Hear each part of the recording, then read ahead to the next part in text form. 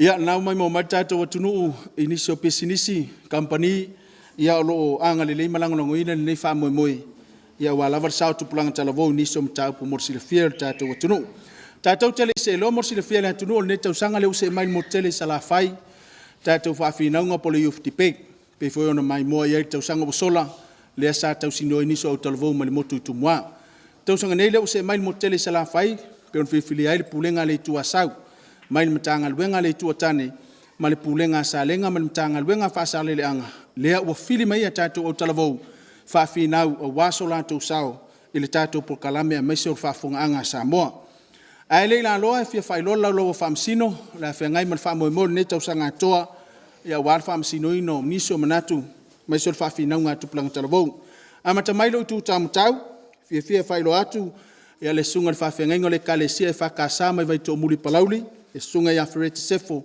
ia o ia foi leo le taitai fono o le komito a onga le kalesia e pe ona iai le taiminei se mas patpati le tato tunu mai sonia fia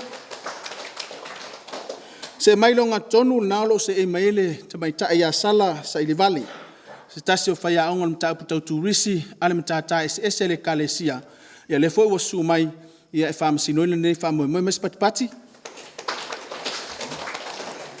Male tatou famsino mulimuli nalo se i mai ai ia o le suipule o le kolisi mawalunga atua sivi ia po le fionga ia fono faavae tu maai vaenga Anderson ia o ia foi leo lo whengai mamata upu whaperitania le kolisi o tua sivi le fuua su mai whailon sao famsino ina ne poklame se mai se pati tele ia na usisi le foi mai morta tatou tunu ia tatou lango e pe ona lango mai tatou fa moi ne fiafi leo la tatou se tatou luai talongo fa finongo ne tau sanga luafe luas fulman tolu leo la tatou sinio ai la talavo le fa kasa mai FALEALUPO uta ma le talavo le fa kasa mai papa ia o talavo ia la finau le luai talonga o le ne tau sanga morsi le fia le atunu e mese foi le ne ia fia e el tatou temi fa tulanga ina longo mo e fa ilo atu su tauva to etasi lo minute ma le longo muli e fa ilo atu ia ua mai alo taimi mo le sila fia me se foi le laulau a famsino so sani lau tau pitola au o le autu filfilia o le afinau ia ile utalavo FALEALUPO uta ma papa ua mativa ainga talu le anganu ua mativa ainga talu le anganu au talavo FALEALUPO uta leo la afinau mai e sao ma fa maoni le autu tai le afinau mai le utalavo le fakasa papa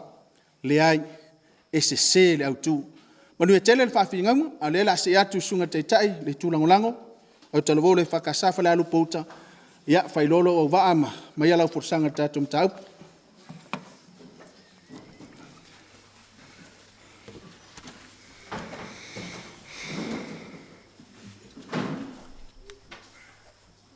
Whaftai mo rawa noa, mua no whataro whatu i lau sunga whonga pokalami. Fatalo fatu foi lau lau famsino yona tulanga farupi. Fatalo fatu foi mai moa fa fonga Samoa. Tai ngange tapua inga le kalesia wau. Fatalo fatu foi lau talavo malosi papa. I lau sunga le tai moro au wa. Ele leo na motu le pa usi la fia. Wau le neo so sayete sidia la ei. Wa filfilia e fai mo tai. So watu ai pongai la malai tele o matau sui muri o dua tasi moni niu o matau re tu lango matau te lango ina le autu o mativa ainga talu langa nu papa SATAUA ese lau pasene la matau yoi e lango ina le autu o mativa ainga talu langa nu atala nolo le upu mativa lilifa lolo tatau va ai le tupi Marta mau ainga. Peita. Ele ole va aile naori au talavou. Ma tau tala noa ele afianga o le tawhatolo soifuanga tangata. Ma fau tino maleanganga. Ona ua le ausia tapulaa mo mia, ma soifua ai tangata yaso uma. E toru vaenga u vaina i ai la mātou moni mau, e wha mautu ai la mātou ioi. Mua, ua si e tia le tau o soifuanga, ma tiva i tupi. E le tau whailo tau o soifuanga, o le nā ua tau si la fia papa SATAUA, mātou tau tala fo i mani wha i teti. La tātou anganu. Tātou te wha me melo uma i ai. Peita, i lona whāti ngoina, i le vai taule nei. O se vaenga mawha, ua tau soa e nai a inga. Whai maire whai tau ala tunu. E sui whainga, ai tu mau wha vai. O le fesili, e sui wha pe fea whainga. E leo re suinga ea lea o whainga tā ai la tānganu. Ma i maa ue pe ana iai se fua wha ata tau ala nganu. E ilo ai le amatanga malonga ngata anga. Se manu e tanga tusa, la tātou wha tingona o le nganu. Ai maise i wha lavi. O le mea moni, e le tai o na tusa. Le wha tingoinga o le nganu, i le 5 se tausanga taduai. Maona po nei. Ai ole ale upu lea ta ofi fa fonga fa nau, ma tupulanga lalo wau. Ole anga nu, o tu manga, ua masani ei Samoa. O le whatingo ina o le whaare lawe fa Samoa, e pei o maliu, sau fai, fa aut fa lenga, fa poiponga. A fa atu pere a whaare lawe. O le laititi lava o le 5 sifuru afe tā la. O le fesiti, o fea maua mai ei le nei se lingi. O le tati, mua, ai tā lafu. I pepa wha amatalanga o le nupi wha, o loo atangia ai ua ova mareiva se furu. Le au whai saufanga o loo nofo i tā lafu i le nupi wha. Le a fo ina sai ngoa manino ai le tamaitai minista o tupi. I le whaala wilo aina o pasene lea na te anei. O le atu sa o le pasene tonu o lau saufanga. Ina ia au sia i le wha moe o le nupi wha, o le wha putunga tupe o le manuia i le lumana. Lua, tupe lafo mai a inga i atu numa mau. O nai a inga o loo sa iri manuia i atu numa mau. O isi e tangata o loo, tau asoa ina le mafa. E tau sa iri se eleni e lafo, se i wha malia le wha avilave e ala i le anganu. Moni maure e tasta maari i o loo, alala i atu numa mau. O wha mausili, soro naima, brown, tasi leo mafuaanga, na wha atu ina ai le wha ala potuputonga ta ua o le lafitanga trust. Se i tali wha fitauri a inga. Ona ua tele le tupe lafo mai Samoa, au wā wha ala velave wha ale a inga. Papa SATAUA, o le ala le nao la mātou, ioi, ua mativa a inga, talu wana ngu, whaftai mura uwa noa. Te masipatipati le aufia. Luangia, lea usau noso sayete. Se lau pasene le lango i lau tu. Amai sa upina ngalo. Whailolo o waa maamaya sa upina ngalo tato o tu.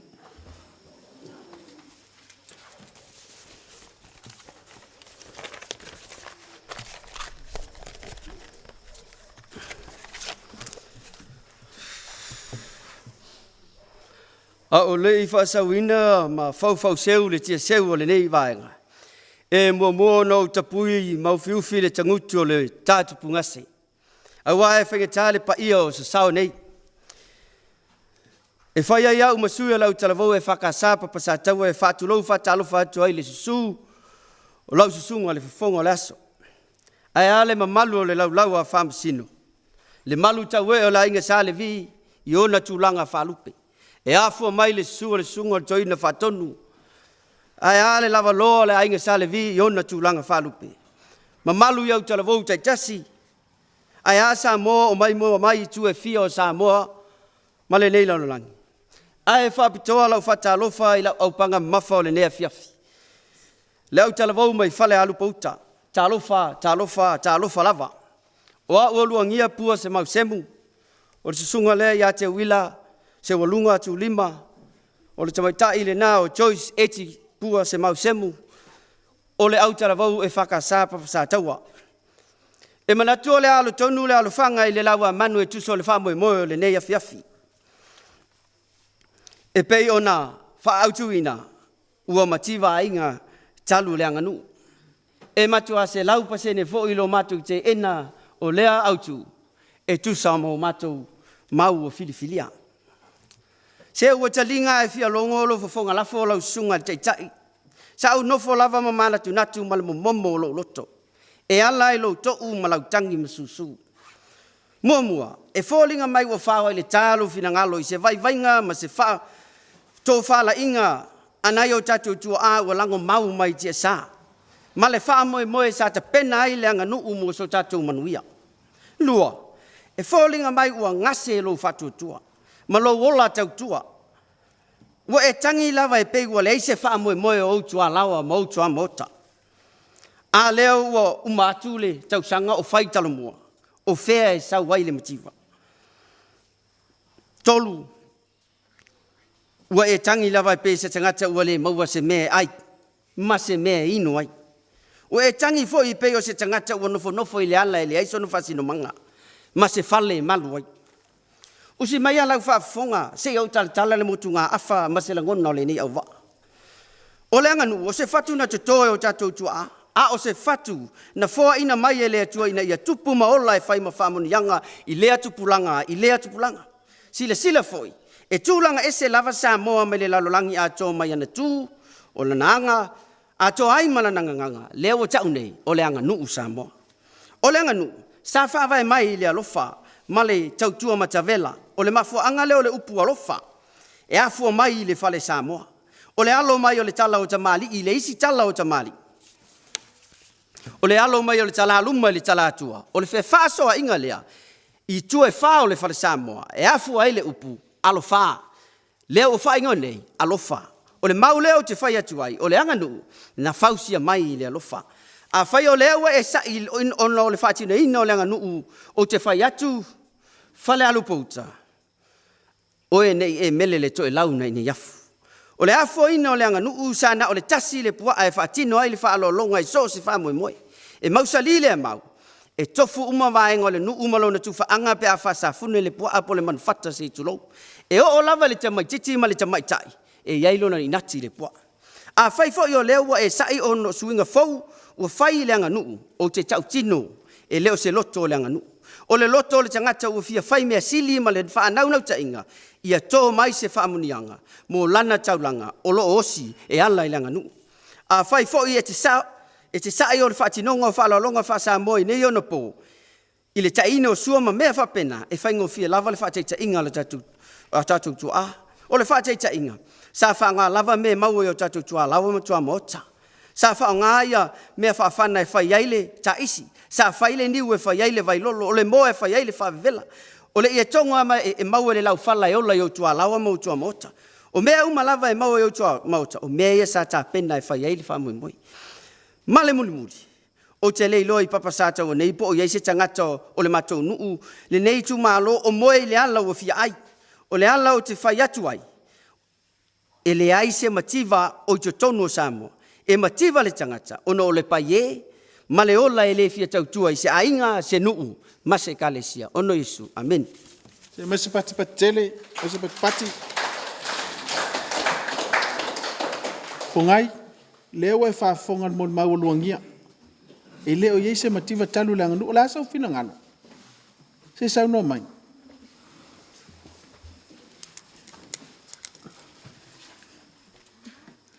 Whaftai molo ua wanoa.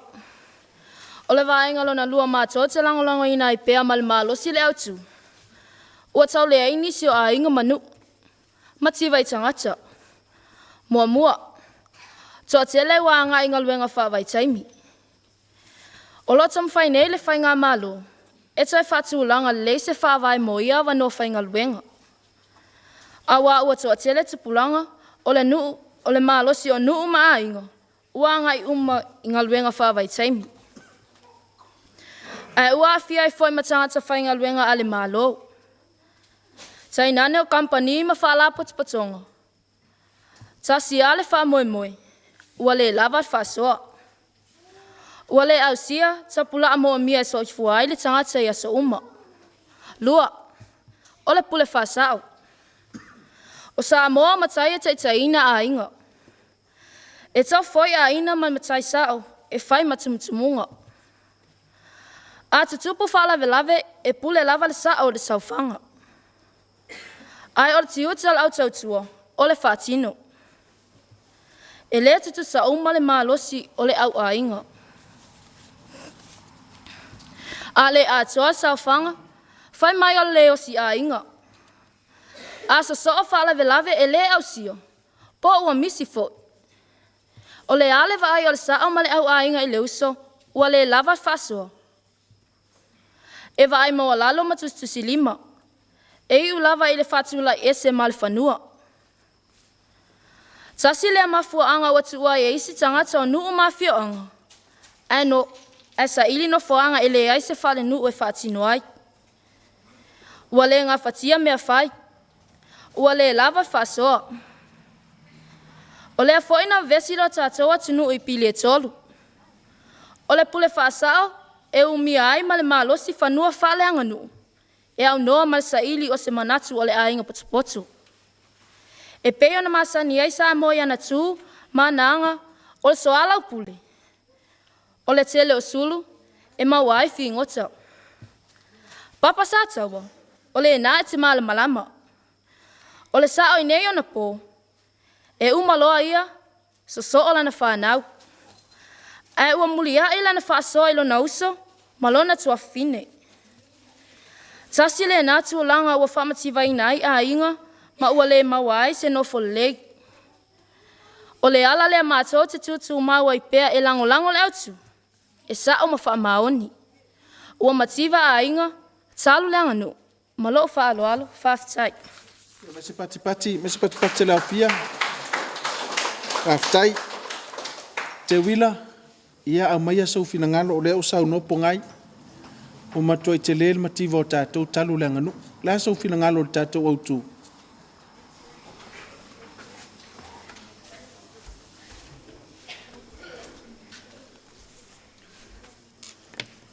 Whaftai mo lo wawanoa. Ai lei fola sia se manatu e velo aso ai le autu whitwhilia le nea fiafi. E mua no o tali fwai tau e tusa o lo manatu o fola sia. Whanongono atu malamanino le naua e tala ia le tūlanga i le tamau a inga e ala i tupe lafo mai a inga i atunu e mamau. Pei lava ona whamanino i le amatanga. O le whamoe moenga lava ia o le anga nuu. E whaatino i me maua i ngā luenga o tātou lima. Mai leu whasa moa na tofi e le atua o tātou atunu. A whai mai le tala le kenese le fofuanga. Na tofi e le atua, ta pena e le atua mea uma e te tua iai. E te tua i le ele, e te tua i le sami, e te tua i le vau, e te tua i au mea whanga. O lona winga, e le na o se tupe maua, tātou te tua iai, pe ama nao mia le fisosoani. O le whatinonga fōi o le anganu, e leo se anga e tupu i aso whaisoo, e afua ai o na mawhaturea upo le mativa. E le whatere na tupu ni whatinonga o se anganu i aso uma, pe e tupu nei, tupu tae au. Tai whatasi whalua whatolon tupu le anganu ul tausanga. E le mawhai ai la, o na avea ma alo whanga o le mativa i o a inga. O le anganu, o lo ta whasinumanga. O anga e patino ia i tātou o tangata Samoa moni. Ma ua tūlanga ese i lava tātou i atunu uma o le lalolangi. O tātou pese fo i le tala o le atunu Samoa o le atunu tofi, na tofi mai le langi. O le ala lea tau tala i lava malifefe. E tū fo i a lia. Ina ne i ano e seu le manu, a e ngalo ina tanga i le ngalu. Mwhaita wina i lo utala vou, i se puna le manu fou. Pe a ma fau loloto i le autu, e peisea i wa i le sai. Ua langona le leo i nei o naso, ma ua le tu sa ai o tātou loto, ma le nau ta inga o tua a ua mawai atu. O na iei leo so mātou langona, e wha mautu ina pea lo mātou matu atu te e atu i le autu. E leo mativani a inga o no le anganu. O le fesili, ai se au atu ua ina tasi ai le anganu o le mafua anga o le mativa. A oi foi e tu ua ina. E iai va enga e mafua ai o na whaatino le anganu, a e leo waso uma. E le o seanga e tupu i aso whaiso. Ma e le mawhai e ono tātou a vea leanga nu. Ma alofanga o le mativa i o a inga. Ai ase i seu sila i le tele o nisi whaatinonga e mafuai o na langona i uleo o le mativa. E pei ona o whamanino, e le mawhai o na vea ni anga e se ase atupu whaapei o leanga nu. E whai i eise fuatanga o leo la mativa. E whaatasi, whaalua, pe whaatolu fo ina whaatino leanga nu. I le tausanga atoa. Ai wa ta'awa i lava le na upu mamawhatu o le mativa. Pe whaatino fo i leanga nu i lona teimisao. E leo se fuatanga le na o leo la mativa. Pe ona wa e manatu o le tele ai o tupe whaalu i lona whaatinoina. O le upo le tusi, e sili le manuia o le fowai, na i lo le manuia o le natatalia. E soifua pea le atua, na te ave e sea le na upo le mativa. E tele lava mafuanga e mafuai na langona le leo le mativa i tono le ainga. Ai o te lea i atu le tuua ia o le anganu, ma ala o le mativa ai o ainga. A fai foi wa e tuua ia lava le anganu o le ala o le mativa ai o ainga. O le whamanatu, e le mativa le atua na ia totofi Samoa. Ma whaasino mai mea tātou te tua iai. E peian whamauina ke nese. Ina tala o le fuafuanga. Na ia ta pena ai mea mai whaatamau ainga ina i oe. E whaatamau ainga ina ia. E te tua i le ele. E te tua i le sami. E te tua i mea whawhanga. O ngā luenga o tātou lima. Whaapei o na tua iai. Tua a o mawai atu.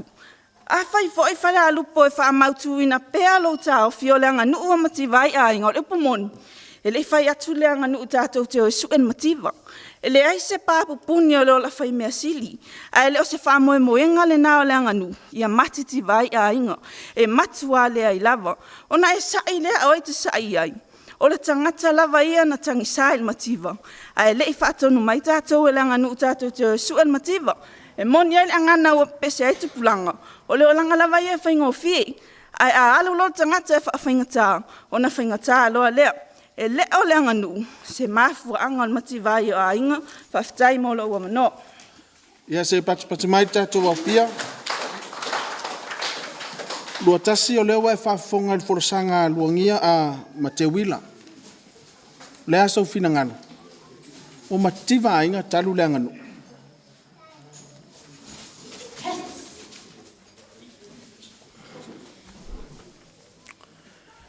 Whaftai mo lo ua mano. Ma nei al whaasoa le sui o mawai atu. I le tā ua o le anganu. E io e fo iai lo mātou tā ofi. Mātou te tau tatala ma le whae tete. Le anga o le tā anganu o le mea alofa mai le atua. Ai a le mea moni. O le whatinonga. E le o tangata matau langi le fia le lei. Po le fia tele i whaalawe lawi. O le ale upo lo tau api. O le anganu. O tū manga ua tā masani ai. O le mafua anga le na o le tūtū mamau o lo mātou tā ofi. Ua mativa ai. Tālu le anganu. O le vaenga rona tolu matatau whaasoa iai. O afianga o le mativa. Mua mua. Whaatupula ia whanau ua leo ini a onga. Tātou te tau leo i upolu i te tau lang. E whaamauti noa ai lea manatu. O lea lava e tupu i te tonu a whio anga taitas. Ua toa tele whanau o lo whewai e whaatau o loa. Ma whewai solo i aso le vai aso. Ua le au wai i a onga. Ma fua i sea. Ua le ngawhatia le whaasoa. Lua. Sori tū la whonu. I tala forward TV tasi le po la soru. Se furu loa yan wali, wa felua tolu. Na tā ua mai ai, wha mau maungu. Se wha tupula ia o tupulanga ua fia i sori ngā tū la whonu. O le fesili, maa fua sea. Papa SATAUA, e tasi lava le mafuanga. Ua mativa. Ua le ngawhatia le mea e whai. I le pito tasi fo i le ai le tupulanga. Ai ua o lava inisio tamari o la tunu. O lo au fia i le telo so tu la fonu. Ai me se lava le ngaoi. A o avea matangata whainga luenga se tulou. O le afianga onga na o le mativa. O le tamawhai e sa ili le tupi. E whamali e ai mea e whai. Ua pau ai I vai ngā o le sori tūla whonu. O le eisi afianga. O lo mori mauina I televise ma le tiu. E whaatupula ia o tangata aisi ilu mo le taulanga. O tangata wana no whasoro. E sue se vai panoa e maua ai se tupi. E ola ai le aso ma le aso. Papa SATAUA. O se avai da te lea na, o se avai ngā tele na I le tamau a inga, o se a inga. I le ai. O le whailonga le na o le mativa. E tu mau pēa la mātou lango lango. Ua mativa ai. Talu langa lu. Malou whalu alu. Whaftai. Ia se pati mai lau fia. Mai. Joyce. Ia a mai a sou fina ngalo. Lea o sau no lua tas. Lea sou fina ngalo le tātou autu.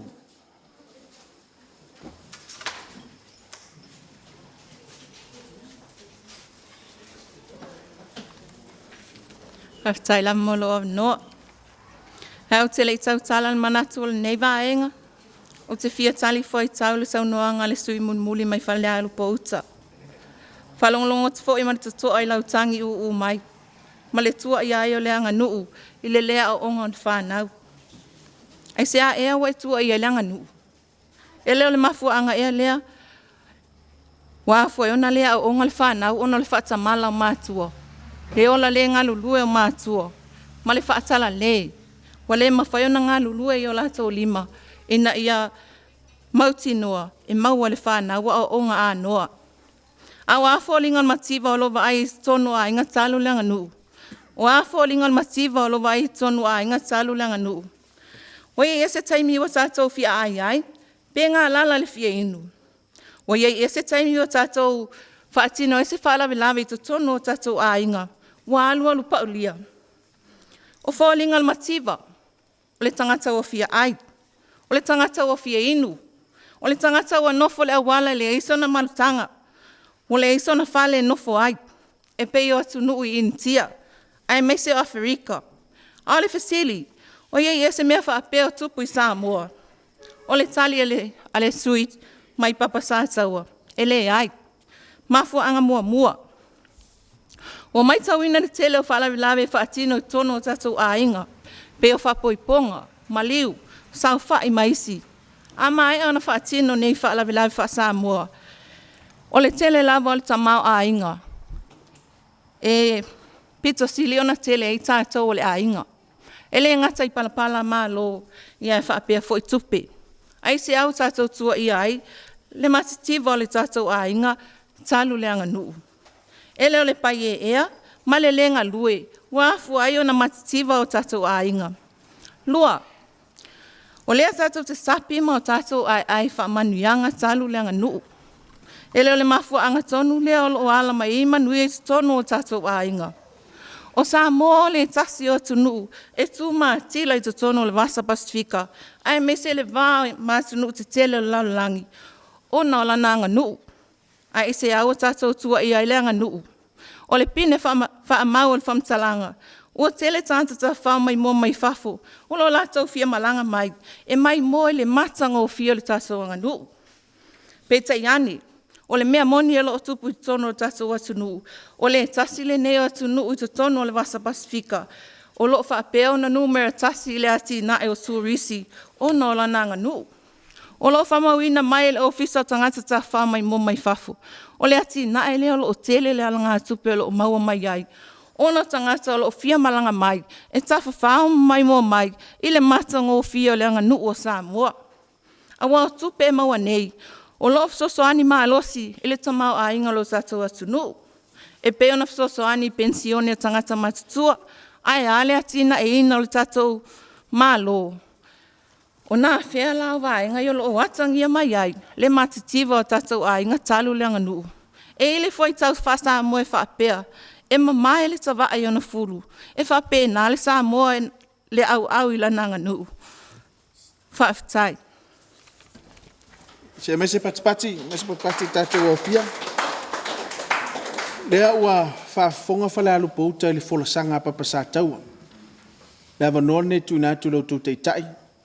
Ia pe ese tūlanga whesau no mau tele o tō manatu. Olengang whaalualo.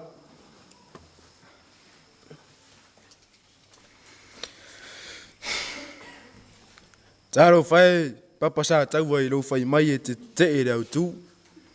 Aero i aero loto. Awa asa ili se isi mau losi e lango ai le au tū. Ua wa mativa a inga talu leanga nu. O oe papa SATAUA. O isi o awhioanga. Ua wha sāle i e tonga. Ona toi wha o ngā ina. Ai ore nāe te sila fia. Ore i e tonga. Ore mea sina wha melo lea ore atinu. Ore pūlou ore ola. Ore wha matua. Ore i ore mā vainga. Ore tō wha mare lafu. Ore ie ore whiangainga. Wāni. Ua le tō talia e nisi o awhianga le whaonga ina o lea mea sina le atinu. E alo fua i isi mafuanga. Ai tasi are wha moe moe ua tu wai. Ua le tō e whaingofie o na maua. Ua whainga tā. Te leiri taimi alu. Ma ua mativai ma a inga. O le ala le nā. O lo tō e whaalata atu papa SATAUA. E tū mau pēa la mātou taritongunga. Ua mativa a inga. Talu leanga nu. Le pai ai o reo fia lau sunga le whonga o porkalami. Ma le lau whamasinu. Tai ngangene mai moa whaafonga Samoa. Ia wā tele i lo tau whingalo so mātou vai vainga. O nau ta inga, ia whai so mātou sau. Au are au tū whidiwhidia. Whaamangalo sa mātou tala ua sala. Papa SATAUA. E ta alo lava tama ai o le uso. E le avea fo ilo mātou nau i le ia. E avea maala e mai wai le upenga. Whaamangalo nei au tala vou, se tala ua pā o papa, i lau whaafonga anga. Ia manuia taun manga nei afiafi o na Yesu, whaftai tele mo lawa noa, so i fua mai manuia. Ia se mai se patpati na utau walunga mai. Ia le folasanga FALEALUPO uta. Luangia o lea ua e whaafonga le folasanga. Pion sau noa Yesu sa yeti. Le asa ufina ngalo ye. Ia mao tele o tō manatu. Olengang whaalualo.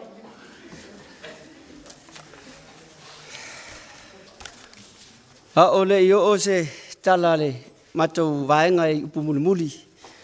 O te fia tali fai tau le au i le manatu au mai e le sunga le teitai. Ua ta ua i le tonga whapea ua tu ua e nisi a whioanga. E manatu o le whioanga tonu ne i olo whaasino i eile saunoanga sunga teitai. O le mea mua ia e sila fia. O le ata le nā o le nuu o loo matua whau ai tupe male oa. Wa le la va fo ia matou ti na o la langa ina le tonga. La langa le tonga le o fa malo lo le tonga. Ia fa nga tupe o tele tupe. FALEALUPO e manatu o le o ngase le ta fa tau tanga nai le vasa. O fa malo fe talai malo la lafo i la sunga le taita. Mapu mai so vai se yo fa malu lo finangalo. O le upo le atunu o le ala i le pule o le tautua. A fa yo le o e sa i le mativa o na o le anga nu. Se wale ese oe male toi ina na manao i le ufi ai fefe le papa. A nei e pei oe o le tama vo i lea o tupu i vao e ta fea i le utu o lona tina o tau fau. Wa e le manatu i le whaamule o atu wa e nau le lau manu. Wa ngalo ai a oe o lau tau tua e tō ai manuia mo loulu manai. E whaia le nei au tū ma le loto wa popo e au wa e whaamaulo sia le anganga e whai mea le anga. Ma le ngalu e whaatumutumu lima. Ai ole me sili ona whanono ai. O le a vale tu lima lauanu. O le upu moni wa e whaamalosi le tupulanga. E aua ne toi whaia se me sili. E tau lava ona whaatau nuu mea e whai. O le a mou fo i malaunga ngana. Ma a vea ma alofanga o le pai e ma le whaapalapala. O le a pese fia le tangata o la whaalangolango. Ma oli le tangata tau tua pa o ma le whai mea pasei. Ai ole mea mautino, ole a le to yai se wha moe se tupolanga le lumanai, e whai ai se tautua matavela. Ai ole a whaia mea uma il male wha moe, na ona wha taunu. Pei ona ta ua le to olo na lua ole nei au wā. Le fōwhanga poto olo tatu tapa au sili le lang. na ia fausia ai le lalolangi ma tuu iai mea uma le sami ma leleele tua iai lau tautua mau me fai falealupo uta ala maia seusi le sila vaai lou nuu i pulea faapapalangi i le lumana e mou loa lauanga nuu e te le toe vaai se faaloalo ma se amio pulea ma se fai mea sili mo le atua mau lauanga nuu o le anganu ma lona faatinoina o le taulanga osi ia tō ai faamonianga o la le tuspaia e sili le manuia o le foai i le na te talia fai mea sili le atua e ala ilana nganu soifua Ia se mese patipati na ua tau alunga mai le tau whainga leo talavou papa SATAUA Samoa le tunu pele le na ua whaafonga ai meiso tupulanga talavou so se tafol ke lope o maua mai le por kalame me tau tua ale EFKS TV tasili ne o mataupu ia e tele ina langalanga ai fina ngalo e le whaapea la o manato o le nea fiafi o le tū le nāma le anganu o lo iai au talavou na lua le ai Samoa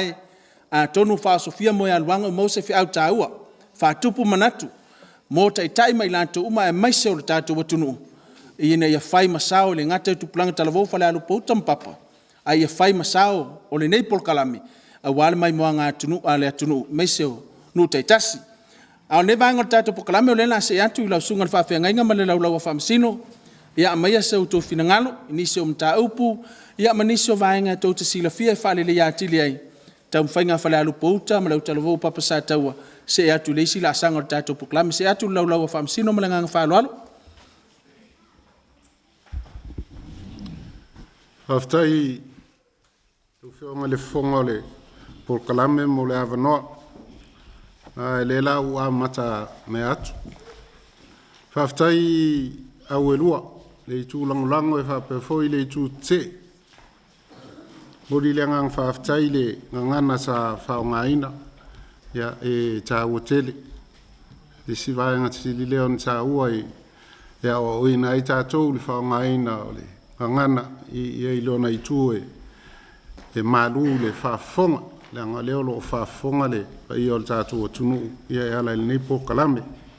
A le sosoani e a mata i le i tū lea le i tū langolango. Ia ili taimi na u whalongolongo ma le toa ua ngā i fōi lea ina lau ma ia mawhauwhaunga. Ai le whapi ia le mawhauwhaunga ngā i le si o le autu. Ua mana ia le vane ina i runga o le itu ua mawhua ilmativa. E te tau ana whawhiso o tai a ngā i o le siu. O na atoa lea o le mawhauwhaunga.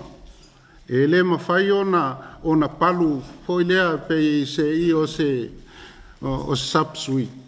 Ia ai le avea ia ili me foi leo le sosi e fa ato ai le manaia. E ale pipi ia mawhauwhaunga o le mativa I le anganu. E leo ato le momolinga o le whiau. Ia manatu tutoa I vaenga ia.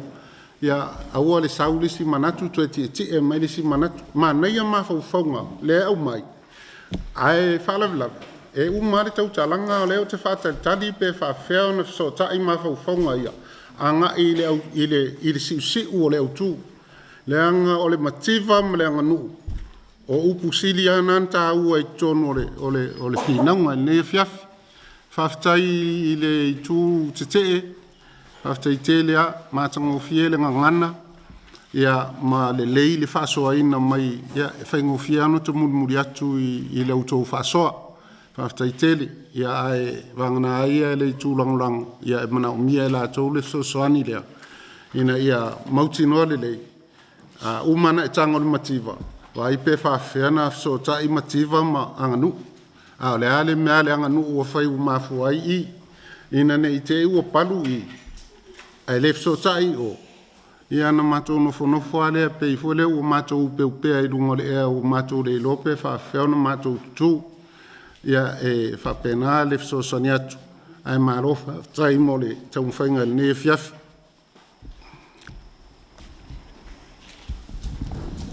ia malofa tai au lua ma ne ia manatuma ma fe fasoa I manatu le ne fo ia fiafi a o te langolango ale manatu ale famsino moanga I le tu langolango e moni lavale sauanga e mana ia manatu ai la iti lava mau o lo langolango ina ia o tau manatu e au mai mo le anga i luma.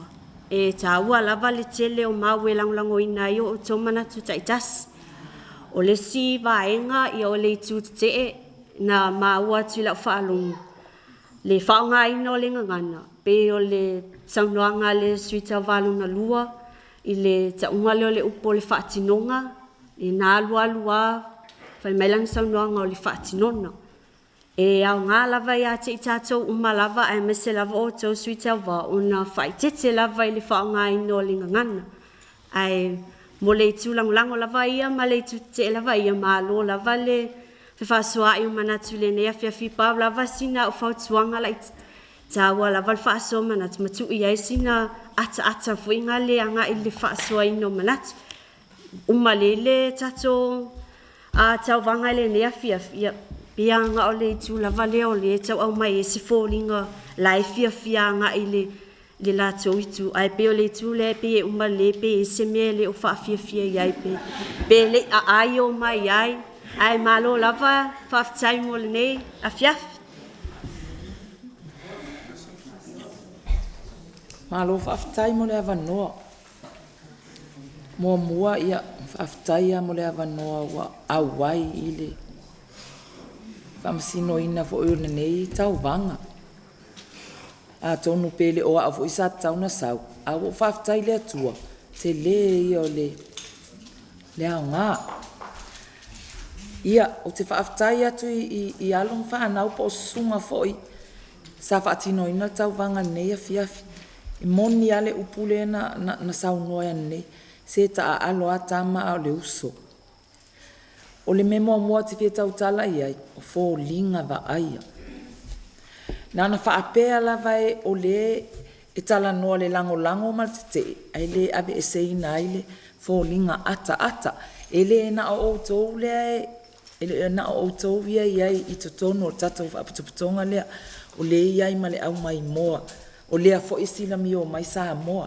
e tuua iai o le mata ata i tonu pe te e po lea ala iai to tono fōlinga va aia na lua o le ngangana na maua fo il pito lea ele upuna sa ta o mai ele o ata o le nu ia ona nga lea o le na umile taimi na fa o mai ai ia le na fa o mai ai ia topic se fa ia le tau banga le van tau na ha o le ti ma le nga ma le ka tangata ina ia tu mai lunga e faila na tau talanga ala wa sa o le fa anga pe fo ona fa fonga tu le fa masino lona lua o manatu malangona ese uma ia fina ngalo ia te au lava ia i la fa longo ile amainga o fina ngalo malangona mana ia ma